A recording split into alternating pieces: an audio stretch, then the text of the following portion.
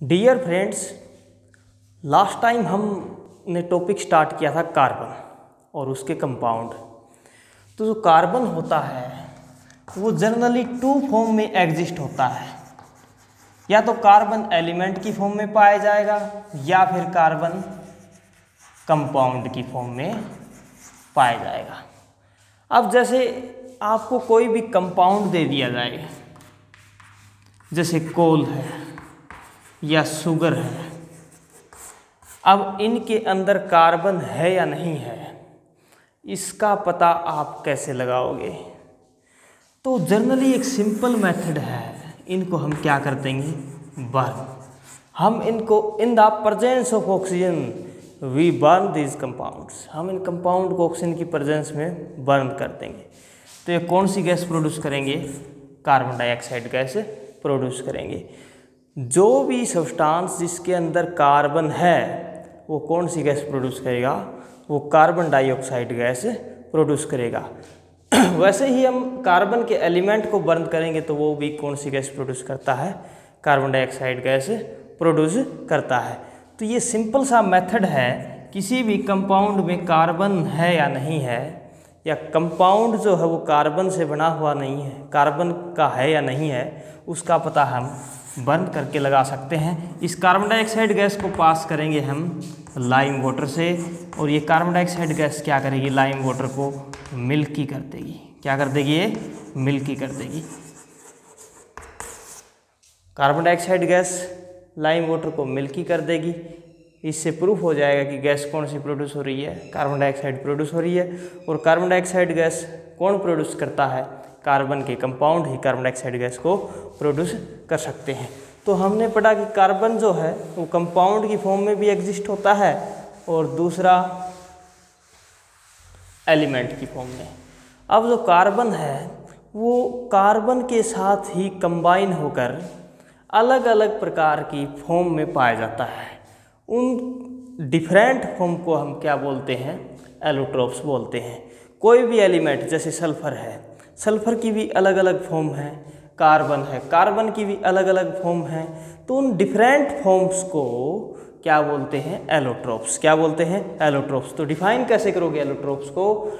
Different physical form, इनकी physical जो form हैं वो अलग अलग हैं ऑफ द सेम एलिमेंट। एक ही एलिमेंट की अलग अलग फिजिकल फॉर्म को क्या बोलते हैं? एलोट्रोप्स बोलते हैं। फॉर एग्जाम्पल कार्बन के एलोट्रोप्स जैसे ग्रेफाइट और डायमंड। ग्रेफाइट भी प्योर कार्बन से बना हुआ है, डायमंड भी किससे बना हुआ है? प्योर कार्बन से बना हुआ है। दोनों कार्बन एलिमेंट से ही बने हुए हैं और दोनों की जो फिजिकल प्रॉपर्टीज़ हैं, फिजिकल फॉर्म है, वो अलग अलग है। दोनों अलग अलग दिखते हैं, तो ये दोनों क्या कहलाएंगे? ये कार्बन के एलोट्रोप्स कहलाएंगे। तो ये आपको याद रखना है, allotropes different physical form of the same element, उसको एलोट्रोप बोलते हैं। ठीक है। तो कार्बन के एलोट्रोप्स हम पढ़ेंगे। कार्बन के एलोट्रोप्स जनरली ग्रेफाइट, डायमंड और बकमिंस्टर फुलरिन हैं। बकमिंस्टर फुलरिन केमिस्ट्री की टेक्स्ट बुक में सबसे लॉन्गेस्ट वर्ड होगा मे बी बकमिंस्टर फुलरिन, आपको याद रखना है। अब जो ग्रेफाइट, डायमंड है, इनकी प्रॉपर्टीज़ हम पढ़ेंगे कि इनमें क्या डिफरेंस है। ग्रेफाइट के अंदर जो 1 कार्बन है, आप देख रहे हैं, ये इनकी स्ट्रक्चर बोर्ड के ऊपर हमने बना दी है। ग्रेफाइट के अंदर 1 carbon connected with 3 other carbon atom. तो ये बात आपको याद रखना है कि ग्रेफाइट के अंदर 1 carbon bonded with 3 other carbon atom. 3 other carbon atom, एक कार्बन जो है वो 3 अदर कार्बन एटम से बॉन्डेड होता है।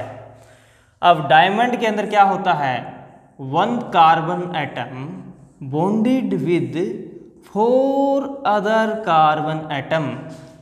एक carbon atom 4 other carbon atom से बॉन्डेड होता है। किसके अंदर? डायमंड के अंदर। और वहीं ग्रेफाइट के अंदर एक carbon atom 3 other carbon atom से बॉन्डेड होता है। ये आपको याद रखना है। अब इसकी जो स्ट्रक्चर है वो आप देखेंगे, ये 6 कार्बन एटम की लेयर है। 3 कार्बन एटम इस तरफ, 3 इस तरफ। इसको बोलते हैं हेक्सागोनल लेयर। और ये लेयर के ऊपर लेयर है, इसलिए इसकी स्ट्रक्चर क्या होगी? Hexagonal array. तो ग्रेफाइट की स्ट्रक्चर कैसी होती है? Hexagonal array. Hexagonal array in which 1 carbon atom bonded with 3 other carbon atom. Diamond के अंदर जो स्ट्रक्चर है डायमंड की वो होती है 3 डायमेंशनल। क्या होती है? 3 डायमेंशनल। अब इनके अंदर मिलियंस कार्बन इनके अंदर हो सकते हैं। काफ़ी ज़्यादा कार्बन इनके अंदर हो सकते हैं। तो ये बात आपको याद रखनी है। ये कुछ ही कार्बन हमने यहाँ पर शो कर रखे हैं, लेकिन millions of carbons atoms exist in these allotropes. Okay. अब जो ये ग्रेफाइट है, इसके अंदर 1 carbon atom connected with 4 other carbon atom. और इसकी स्ट्रक्चर कैसी होती है? 3 डायमेंशनल, 3D स्ट्रक्चर होती है। किसकी? डायमंड की। 3D स्ट्रक्चर वो होती हैं जिनकी लेंथ, ब्रीथ और हाइट तीनों होती हैं। तीनों डायरेक्शन में 3 कोऑर्डिनेट्स के अंदर होती हैं। तो ये आपको याद रखना है। डायमंड की स्ट्रक्चर 3 डायमेंशनल और ग्रेफाइट की स्ट्रक्चर हेक्सागोनल एरे के रूप में इस प्रकार होती है। उसके बाद जो डायमंड ग्रेफाइट है, इसमें 1 carbon atom 3 other carbon atom से बॉन्डेड है। लेकिन कार्बन के पास फ्री इलेक्ट्रॉन कितने हैं? वैलेंस इलेक्ट्रॉन कितने हैं? कार्बन 6 नंबर पर आता है। इसके पास 6 ही इलेक्ट्रॉन हैं। फर्स्ट सेल में 2 इलेक्ट्रॉन, सेकंड सेल में 4 इलेक्ट्रॉन आते हैं। तो इसकी इलेक्ट्रॉनिक कॉन्फ़िगरेशन 2-4 हुई। इसके वैलेंस इलेक्ट्रॉन 4 हुए। तो जो कार्बन जो है 4 बॉन्ड बना सकता है। लेकिन यहाँ पर कार्बन ने कितने बॉन्ड बनाए हैं? सिर्फ 3 ही बॉन्ड बनाए हैं। तो इसका मतलब इलेक्ट्रॉन फ्री हैं। ग्रेफाइट के अंदर इलेक्ट्रॉन फ्री होने की वजह से इलेक्ट्रॉन की मूवमेंट होती है। और इलेक्ट्रॉन की मूवमेंट की वजह से क्या होते हैं? Good conductor of electricity. Graphite carbon से बना हुआ होता है। कार्बन नॉन मेटल है। Non metal generally bad conductor होते हैं, लेकिन ग्रेफाइट एक एक्सेप्शनल केस है जो प्योर कार्बन एटम से ही बना हुआ होता है। उसके अंदर फ्री इलेक्ट्रॉन की मूवमेंट है, जिसकी वजह से क्या है? Graphite is a good conductor of electricity. ये आपको याद रखना है। अब जो ग्रेफाइट गुड कंडक्टर है, अदर डायमंड क्या है? Bad conductor. डायमंड क्या है? Bad conductor of electricity. Graphite जो है सॉफ्ट और स्मूथ है। सॉफ्ट और स्मूथ। डायमंड कैसा है? Hard, rigid. काफ़ी ज़्यादा हार्ड, रिजिड। याद रखना आपको, रिजिड स्ट्रक्चर है डायमंड की। कठोर है डायमंड, रिजिड। और नेचर के अंदर हार्डेस्ट सब्सटेंस कौन सा है? Diamond. Diamond is the hardest substance in the nature. ठीक है। ग्रेफाइट कैसा है? सॉफ्ट और स्मूथ। ग्रेफाइट जो है वो जनरली ग्रे ब्लैक कलर का होता है। ग्रेइश ब्लैक कलर भी हम इसको बोल सकते हैं। डायमंड जो है वो ट्रांसपेरेंट होता है। कैसा होता है? ट्रांसपेरेंट। और ये कलरलेस होता है। क्या होता है? कलरलेस। डायमंड कलरलेस होता है। ग्रेफाइट ग्रे ब्लैक कलर का होता है और ये ओक्यू होता है। ग्रेफाइट के अंदर से हम नहीं देख सकते। ग्रेफाइट के अंदर से लाइट नहीं जा सकती, प्रकाश नहीं जा सकता, इसलिए ओक्यू होता है। और जो डायमंड है वो कलरलेस होता है और इसके अंदर से लाइट पास हो सकती है। इसके अंदर से हम देख सकते हैं। डायमंड क्या होता है? ट्रांसपेरेंट होता है। क्या होता है? ट्रांसपेरेंट होता है। तो ये प्रॉपर्टीज़ आपको याद रखनी है। उसके बाद गुड कंडक्टर, बैड कंडक्टर, ये हम पढ़ चुके हैं। उसके बाद इनके यूजेस देखिए। ग्रेफाइट जो है गुड कंडक्टर ऑफ इलेक्ट्रिसिटी है, इसलिए ग्रेफाइट का यूज़ हम जनरली किस में करते हैं? सेल्स के अंदर, दूसरा बैटरी के अंदर। जो बैटरी के जो टर्मिनल होते हैं वो ग्रेफाइट से ही बने होते हैं। जो सेल होते हैं जैसे ड्राई सेल है, उनके अंदर जो रोड होती है वो किसकी बनी होती है? ग्रेफाइट की बनी होती है। दूसरा इसका पेंसिल्स के अंदर भी इसका यूज़ किया जाता है। पेंसिल्स भी के अंदर जो लेड होता है, जो सिक्का होता है, वो भी किससे बना होता है? ग्रेफाइट का बना होता है। तीसरा इलेक्ट्रिक मोटर के अंदर भी इसका यूज़ किया जाता है। इलेक्ट्रिक मोटर के अंदर जो रिंग्स होते हैं वो एज ए लुब्रिकेंट का कार्य करते हैं, तो इसलिए इलेक्ट्रिक मोटर में लुब्रिकेंट के रूप में, यानी कि लुब्रिकेंट के लिए इसका कार्य एज ए यूज़ किया जाता है। किसका? ग्रेफाइट का। लुब्रिकेशन के लिए, फ्रिक्शन को कम करने के लिए। जैसे इलेक्ट्रिक मोटर रिवॉल्व करती है कंटिन्यूसली, तो रिवॉल्व करेंगे तो कोई और पार्ट लगा देंगे तो वो घिस जाएगा, इसलिए फ्रिक्शन को कम करने के लिए लुब्रिकेंट का यूज़ करते हैं हम।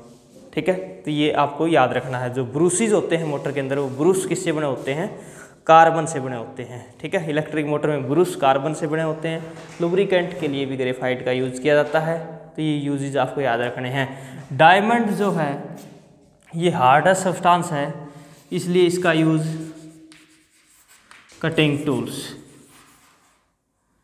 जो काटने वाले जो औजार हैं वो बनाने के लिए डायमंड का यूज़ किया। जो कटिंग टूल्स होते हैं वो डायमंड से बने होते हैं। जैसे ग्लास को काटने के लिए हम किसका यूज़ करते हैं? To cut the glass. Glass को काटने के लिए हम डायमंड का यूज़ करते हैं। ठीक है, और इसका यूज़ ऑर्नामेंट्स, आभूषण, ज्वेलरी वगैरह बनाने के लिए, क्योंकि इसकी सरफेस शाइनी होती है, ये शाइनी चमकदार होते हैं, ट्रांसपेरेंट होते हैं, तो इसका यूज़ ज्वेलरी पर्पज़ के लिए भी किया जाता है। ये आपको याद रखना है। उसके बाद Buckminster fullerene. Buckminster fullerene carbon का ही एलोट्रोप है, और ये जो नाम है बकमिंस्टर फुलरिन, ये एक साइंटिस्ट, यूएस आर्किटेक्ट साइंटिस्ट, उसका नाम था बकमिंस्टर फुलर, उसी के नाम पर इसका नाम रखा गया है। ये जो साइंटिस्ट थे वे अलग अलग मॉडल बनाकर एक्सपेरिमेंट करते थे। इन्होंने फुटबॉल की शेप में मॉडल बनाकर एक्सपेरिमेंट किए, और एक बकमिंस्टर फुलरिन जो कार्बन का एलोट्रोप है उसको इन्होंने खोजा, और उसी के नाम पर इनका नाम रखा गया है बकमिंस्टर फुलरिन, जो किसके नाम पर है? बकमिंस्टर फुलर, साइंटिस्ट के नाम पर है। अब ये जो एलोट्रोप है इसकी शेप कैसी होती है? बकमिंस्टर फुलरिन की इसकी शेप होती है फुटबॉल शेप। तो आपको इसकी स्ट्रक्चर शेप याद रखनी है। फुटबॉल शेप में कार्बन एटम, कार्बन एलिमेंट आपस में कनेक्टेड होते हैं इन द शेप ऑफ फुटबॉल, और क्या बनाते हैं? बकमिंस्टर फुलरिन एलोट्रोप बनाते हैं। अब इसके अंदर ये जो होता है रूम के ऊपर, रूम टेम्परेचर पर डार्क सॉलिड होता है, गहरे रंग का डार्क सॉलिड होता है, और इसमें 60 कार्बन आपस में कनेक्टेड होते हैं, तो इसलिए इसको C60 भी बोलते हैं। 60 carbon element are connected in the shape of a football and form Buckminster fullerene. Okay, 60 carbon आपस में कनेक्टेड होते हैं। अब ये 60 कार्बन कैसे कनेक्ट होंगे? फुटबॉल की शेप में। अब फुटबॉल की शेप में ये 20 तो हेक्सागोन्स बनाते हैं। 20 क्या बनाते हैं? हेक्सागोन्स, यानी कि इस प्रकार 6 कार्बन एटम आपस में कनेक्टेड होते हैं। 20 हेक्सागोन्स होते हैं C60 के अंदर, और 12 क्या होते हैं? 12 पेंटागन होते हैं। 12 क्या होते हैं? पेंटागन होते हैं। तो ये आपको याद रखना है इसके अंदर, ठीक है। डबल पेंटागन जिसमें 5 कार्बन, 20 हेक्सागोन्स, एक हेक्सागोन के अंदर 6 कार्बन। इस प्रकार कार्बन अरेंज्ड होते हैं इन द शेप ऑफ फुटबॉल, ठीक है। और टोटल कितने कार्बन होते हैं? 60 कार्बन होते हैं बकमिंस्टर फुलरिन के अंदर। तो बकमिंस्टर फुलरिन इस एलोट्रोप में आपको इतना ही याद रखना है। मेन डिफरेंस आपको ग्रेफाइट और डायमंड से पूछा जाएगा। इनकी शेप आपको याद रखनी है, hexagonal array, 3D 3 dimensional structure. दूसरा इनकी प्रॉपर्टीज़ और इनके यूजेज आपको याद रखने हैं। मोस्ट इम्पोर्टेंट कि ग्रेफाइट में 1 कार्बन 3 अदर कार्बन एटम से कनेक्टेड होता है, डायमंड के अंदर 1 कार्बन 4 अदर कार्बन एटम से कनेक्टेड होता है। ये गुड कंडक्टर, ये बैड कंडक्टर जो हम अभी स्टडी कर चुके हैं इनके बारे में। तो ये आपको अच्छी प्रकार से कर लेना है।